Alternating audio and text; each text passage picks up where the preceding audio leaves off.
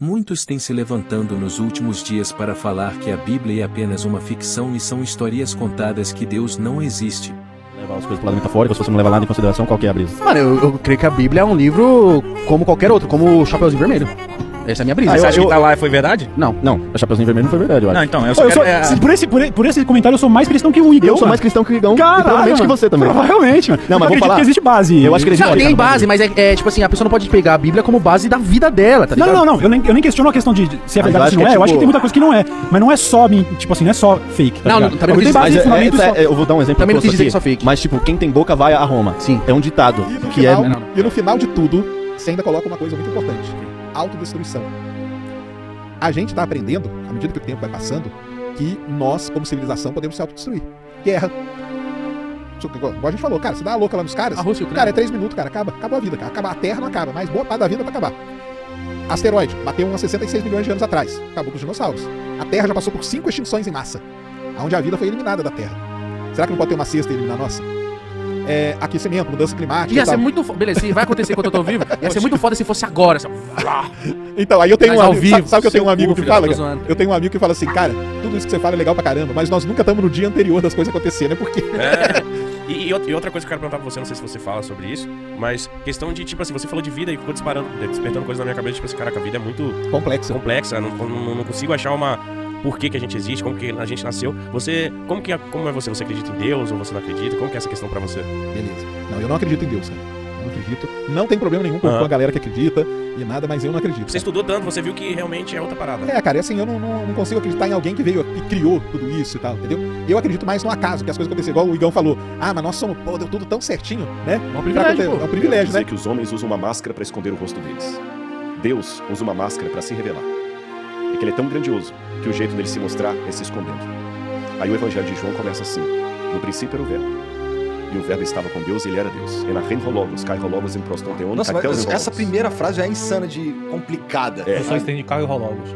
Não, tirando a parte do grego. Vai embora. Só tô falando assim, ela traduzida, ela é difícil de entender. É Porque difícil. assim, no princípio havia o verbo, e o verbo estava com Deus, e o verbo era Deus. Então assim, pela lógica, eu não sei, cara. É um jeito maciota ali de Mas introduzir olha, Deus. exato, mas olha que legal esse negócio do... Por que João começa o Evangelho assim? João escreveu o Evangelho de João na cidade de Éfeso, no final do primeiro século da nossa era. E qual que era a filosofia que dominava Éfeso? A filosofia de um cara chamado Heráclito, que viveu ali por volta de 500 e poucos anos antes de Cristo. E Heráclito era um pré-socrático que explicara a origem do cosmos, e Heráclito dizia que tudo que existe teve que ter uma mediação para existir. E foi o Logos que permitiu a existência de tudo. O que é o Logos? O Logos para Heráclito é uma força ígnea, uma chama inicial que deu origem a tudo que há. E o Heráclito dizia que o Logos permeia tudo. É uma razão suprema, porque as coisas são racionais. É um pensamento concretizado. Aí João, sabendo que em Éfeso todo mundo pensava assim, João começa o evangelho dele do jeito que Heráclito começa. Porque Heráclito, como os pré-socráticos, eles queriam procurar qual é a origem de tudo. Essa palavra arre em grego, por isso que você tem em grego, princípio, ela significa a primeira causa, a lógica, a chefia. Você não fala arqui-inimigo, o arcebispo, a arquitetura, o chefe dos construtores, a arqueologia, o estudo das origens das coisas. Então Heráclito dizia que o Logos é o que fundamenta o arquê de todas as coisas. Aí João falou o seguinte: Heráclito estava certo. Ele não cita a frase Heráclito estava certo, eu estou subentendendo. No princípio era o Logos. E o Logos estava com Deus e ele era Deus. Mas teve uma coisa que Heráclito não contou para vocês. Aí João coloca no verso 14: o verbo se fez carne e habitou no meio de nós. E vimos a sua glória, glória como do unigênito do Pai. Então Cristo tornou Deus com o rosto, um Deus chegado a nós. Tem uma historinha que Filipe Yancey conta, que uma vez um sujeito, ele tinha um aquário com peixes do mar. Sabe que é caro montar um aquário desse. E ele gastava dinheiro e tudo, mas toda hora que ele jogava ração, fazia qualquer coisa, os peixes fugiam dele. E ele ficava chateado com aquilo. Aí o amigo falou: rapaz, eles vão sempre fugir de você, porque você parece Deus pra eles. Eles estão com medo. O único jeito que você tem desses peixes amarem você sem ter medo é se você virar um deles. Então Cristo se tornou Deus no meio de nós. Aí Paulo, agora o sangue de João vai para Paulo diz que ele se esvaziou da sua divindade, assumiu a forma humana e andou no meio de nós. E como é que fica esse lance de Deus saber e ao mesmo tempo, entre aspas, não saber? Será que ele é só um fingidor? Ele sabe, mas finge que não sabe? Não. Fingimento não faz parte do caráter de Deus. Aí eu uso uma ilustração que o pessoal vai entender. Vamos supor que eu tivesse um carro agora, uma BMW da mais cara. Aí eu chego aqui com a minha BMW, eu aposto: pô, caramba, Rodrigo, BMW legal, nos dias não tá dando dinheiro pra você aí, né? Aí eu tenho minha BMW ali, aí um dia o rato me vê andando no sol quente, conversando com uma pessoa. O rato: oi, Rodrigo, Você andando nesse sol quente a pé? Eu falei, tô andando a pé, eu deixei a BMW na garagem. Por quê? É porque esse camarada aqui não anda em carro, ele tem uma fobia de carro. E ele quer conversar comigo, o único jeito que eu tenho que conversar com ele é andando a pé com ele. Aí ele fala assim, não, pô, cara, mas você tem uma BMW, você não pode andar a pé. Peraí.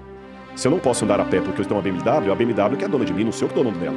Se eu sou dono dela, eu sou dono pra usá-la ou não usá-la. Quando eu deixo a BMW na garagem, eu não estou deixando de ser dono de um carro, nem estou fingindo que estou andando. Eu continuo sendo dono de um carro, mas eu estou legitimamente andando. Quando Deus se revela, e Lutero fazia uma diferença entre o Deus revelatus e o Deus absconditus, o Deus oculto e o Deus que se revela. Quando ele se revela, ele pega esses dons dele, dom de ciência, deixa na garagem, não os perde, mas deixa na garagem, não os usa, e ele sinceramente pergunta assim, Rato, o que você quer que eu te faça? O Espírito Santo dele insta com todos, como se ele não soubesse quem vai se salvar, quem vai se perder.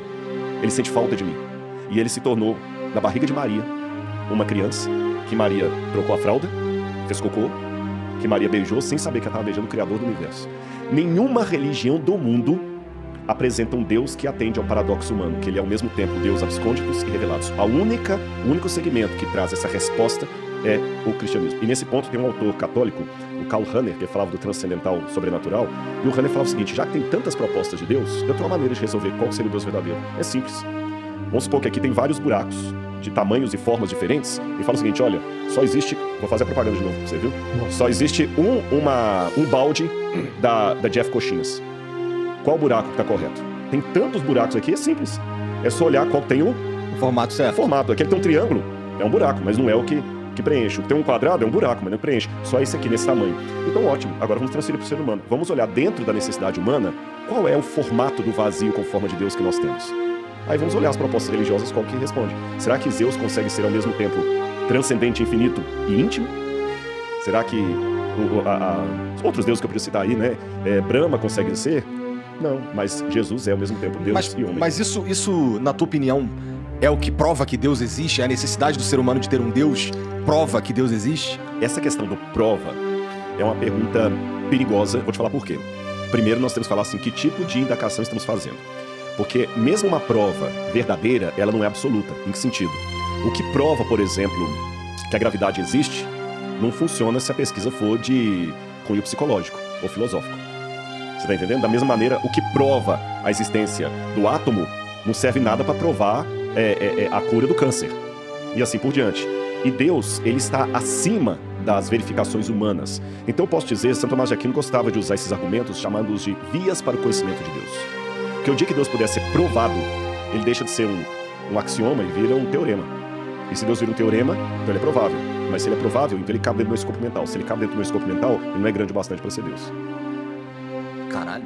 Entendi. Cara, é muita reflexão que tem que se ter. Porque, mas assim, mas tá bom, então deixa eu reformular. Esse vazio em formato de Deus, a existência desse vazio em formato de Deus que a gente tem, é suficiente pra fazer você crer nele? Sim, entre outras coisas sim. Entre outras coisas sim. Na verdade, no final de tudo, tem a questão da minha relação com ele, que é muito pessoal. Mas falando do ponto de vista racional, isso aqui pra mim é uma coisa muito forte, porque o vazio tá aí.